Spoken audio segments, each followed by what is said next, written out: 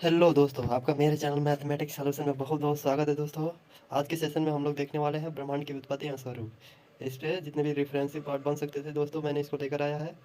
चलिए हम लोग देख लेते हैं क्या है ब्रह्मांड और कैसे इसका निर्माण हुआ, और कौन कौन वैज्ञानिकों ने क्या क्या सिद्धांत दिया दोस्तों। इस रेफरेंसिव पार्ट में हम लोग जानने वाले हैं, तो चलिए इसको देख लेते हैं।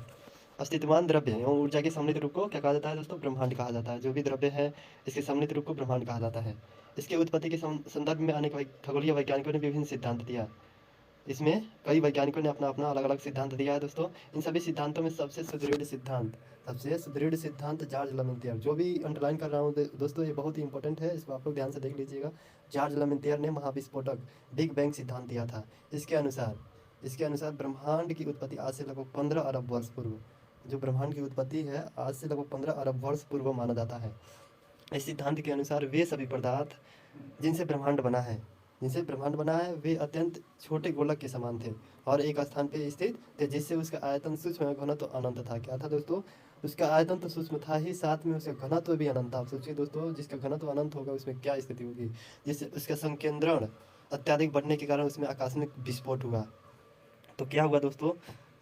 उसका संकेंद्रण जैसे बढ़ते चला गया, उसके जो भी अणु थे पास पास आए और उसका घनत्व क्या होगा, एकदम से बढ़ गया, जिससे घनत्व बढ़ने के कारण उसमें अणुओं के बीच प्रेशर भी बढ़ गया होगा। तो इसमें आकस्मिक विस्फोट हुआ। इसी आकस्मिक विस्फोट के कारण आज जो हम लोग ब्रह्मांड देखते हैं दोस्तों, इसका सृजन हुआ। इस अचानक विस्फोट के कारण पदार्थों का बिखराव हुआ, जिससे सामान्य पदार्थों का निर्माण हुआ। इसके समूह से अनेक ब्रह्मांडीय पिंडों का सृजन हुआ। वैज्ञानिकों का यह मान्यता है कि 4.5 अरब वर्ष पूर्व सौरमंडल का विकास हुआ। जो भी हमारा सौरमंडल है, इसका विकास आज से लगभग 4.5 अरब वर्ष पूर्व वैज्ञानिकों के द्वारा माना जाता है। इंपॉर्टेंट है दोस्तों, तभी से ब्रह्मांड में निरंतर बिखराव की प्रक्रिया जारी है। इसको दोस्तों ये एडविन हब्बल थे, जिन्होंने पता लगाया कि अनेक स्पष्टीकरण अपना तथ्य दिए, जिससे पता चलता है कि ब्रह्मांड में निरंतर बिखराव की प्रक्रिया जारी है। अभी आगे हम लोग इसको देखने वाले हैं दोस्तों। इस परिघटना के स्पष्टीकरण में एडविन हब्बल ने अंतरिक्ष में सूक्ष्म तरंगों की स्थिति में रेड शिफ्ट परिघटना का अवलोकन किया। आप लोग जानते होंगे दोस्तों रेड शिफ्ट क्या होता है। चलिए हम लोग इसको थोड़ा देख लेते हैं। कभी कभी क्या होता है दोस्तों, देखते होंगे आप लोग, कोई गाड़ी आती है तो जो भी उसके दो लाइट होते हैं, अगर दूर रहती है तो गाड़ी का जो दो लाइट होता है एक ही में शिफ्ट होता हुआ दिखाई देता है, लेकिन जैसे जैसे पास आती है उसमें डिफ्रैक्शन देखने को मिलता है। इसको क्या कहा जाता है? रेड शिफ्ट कहा जाता है। तो चलिए इसको हम लोग समझ लिए। यही प्रक्रिया ब्रह्मांड में पाई जाती है। ब्रह्मांड में जो भी सूक्ष्म तरंगे हैं उसमें डिफ्रैक्शन, जैसे जैसे वो दूर जा रही है वो शिफ्ट होने की प्रक्रिया बढ़ती चली जा रही है। तो इसमें एडविन हब्बल ने पता लगा लिया कि ब्रह्मांड में क्या हो रहा है, डिफ्रैक्शन, बिखराव हो रहा है। इस सिद्धांत की व्याख्या में रॉबर्ट वेगनर ने महत्वपूर्ण भूमिका अदा किया। तो रॉबर्ट वेगनर जो वैज्ञानिक थे, जॉर्ज लमेंटियर द्वारा दी गई महाविस्फोटक सिद्धांत का एक महत्वपूर्ण ब्यौरा दिया था। इसके अलावा इसके अलावा और भी वैज्ञानिकों ने अपना अपना सिद्धांत दिया, लेकिन इसका कोई भी स्पष्ट तत्व न पाए जाने के कारण प्रचलित न हो पाई। तो कोई भी और भी वैज्ञानिक है दोस्तों जो अपना अपना सिद्धांत दिए हैं, जिसका कोई भी स्पष्टीकरण तथ्य न पाए जाने के कारण ये प्रचलित नहीं हो पाई है। जैसे पहला है दोस्तों, पहला है साम्य व्यवस्था। ये देख लीजिएगा दोस्तों, बहुत ही इंपॉर्टेंट है। सतत सृष्टि के सिद्धांत या स्थिर अवस्था संकल्पना, ये देने वाले कौन है दोस्तों? थॉमस गोल्ड एवं हरमन बाडी। बहुत ही इंपॉर्टेंट है दोस्तों, इसको देख लीजिएगा।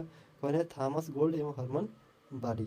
अगला है दोस्तों दोलन सिद्धांत। ये कौन दिए थे दोस्तों? Doctor Alan Sandage. इसको आप लोग सेंडिल, जो सेंडिल होता है दोस्तों, इसे याद कर सकते हैं।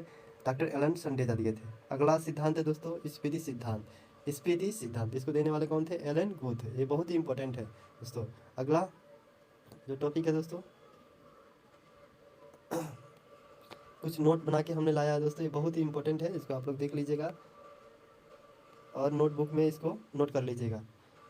इसमें है ब्रह्मांड का व्यास। जो ब्रह्मांड का व्यास है 10 करोड़ प्रकाश वर्ष है। कितना दोस्तों? 10 करोड़ प्रकाश वर्ष है। ऑब्जेक्टिव पार्ट में आता ही रहता है, इसको देख लीजिएगा। अगला है दोस्तों इंफ्रारेड विकिरण के खोजकर्ता। कौन है दोस्तों? William Herschel. जो विलियम हर्शेल है, इंफ्रारेड जो खोजकर्ता, इंफ्रारेड विकिरण जो है उसकी खोजकर्ता विलियम हर्शेल। अगला है दोस्तों अल्ट्रावायलेट विकिरण के खोजकर्ता जॉन रिटर। अगला है a brief history of time. ये तो बहुत ही इंपॉर्टेंट है दोस्तों, आप लोग जानते भी होंगे। A brief history of time, समय के सापेक्षता सिद्धांत को कौन दिया था? स्टीफन हॉकिंग ने दिया था। अगला है दोस्तों ब्रह्मांड में सर्वाधिक मात्रा में पाए जाने वाले तत्व। कौन है दोस्तों? दो तत्व हैं, हाइड्रोजन और हीलियम। इसी से जब हमारा ब्रह्मांड बना तो इसके निर्माण में जो महत्वपूर्ण भूमिका दो तत्वों की रही थी, हाइड्रोजन और हीलियम, यही दो तत्व ब्रह्मांड में सबसे अधिक मात्रा में पाए जाते हैं।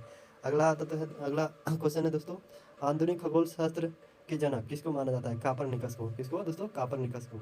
बहुत ही इंपॉर्टेंट है। अगला, हब्बल स्थिरांक किससे मापन से संबद्ध रखता है? तो ब्रह्मांड के प्रसार जो है दोस्तों हब्बल स्थिरांक द्वारा मापा जाता है। अगला है दोस्तों, ब्रह्मांड के गणितीय स्वरूप को सापेक्षिकता सिद्धांत द्वारा समझा जाता है। अगला है, पॉजिट्रॉन का आविष्कार कौन किया था?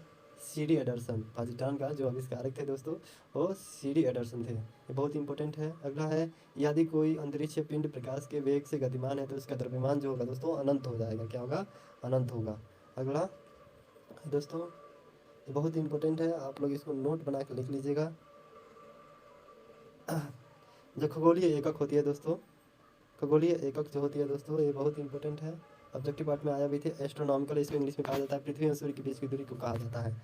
अगला है सेक्सेंट, सूर्य एवं अन्य ग्रहों की ऊंचाई मापने वाला यंत्र है। क्या है दोस्तों? सूर्य और जितने भी ग्रह हैं उसको ऊंचाई मापने का सबसे महत्वपूर्ण यंत्र सेक्सेंट कहा जाता है। अगला है एरोनॉटिक्स। क्या है एरोनॉटिक्स? इसको देख लेते हैं। उड़ने वाले वाहनों उड़ने वाले वाहनों को विज्ञान एवं डिजाइन और निर्माण के अध्ययन को क्या कहा जाता है? वैमानिकी या एरोनॉटिक्स कहा जाता है। जितने भी हेलीकॉप्टर हो गया, एरोप्लेन हो गया, जितने भी हैं इसके डिजाइन का कार्य या निर्माण का कार्य जो भी करते हैं इसको एरोनॉटिक्स कहा जाता है दोस्तों। अगला है एस्ट्रोलॉजी। एस्ट्रोलॉजी जो है दोस्तों ज्योतिष शास्त्र को कहा जाता है। अगला है एस्ट्रोनॉमी, एक खगोलिकी को कहा जाता है। एस्ट्रोनॉमी खगोलिकी को कहा जाता है। खगोलिकी को कहा जाता है। अगला है प्रमुख पुस्तकें उनके लेखक, बहुत ही इंपॉर्टेंट है, इसमें देख लीजिएगा आप लोग। जैसे किताबुल हिंद ये पुस्तक है दोस्तों, इसको लिखने वाले कौन है? अल-बरूनी कलकत्ता है, बहुत ही इंपॉर्टेंट है। अगला है दोस्तों द ब्लैक होल, इसको लिखने वाले कौन है? नोएल बार्बर इसको लिखने वाले हैं। अगला क्वेश्चन, ब्रह्मांड की झलकें कौन लिखे हैं दोस्तों? जयंत विष्णु नार्लिकर। अगला क्वेश्चन है कॉस्मॉस, ये कौन लिखे हैं? हेम्बोल्ट लिखे हैं। तो इसका ऑब्जेक्टिव पार्ट मैंने पिछले वाले वीडियो में बनाया था दोस्तों, उसको भी आप लोग अच्छे तरीके से देख लीजिएगा। और इसी का रेफरेंसिव पार्ट एक वीडियो रहा, इसको देखने के लिए आपको बहुत बहुत धन्यवाद।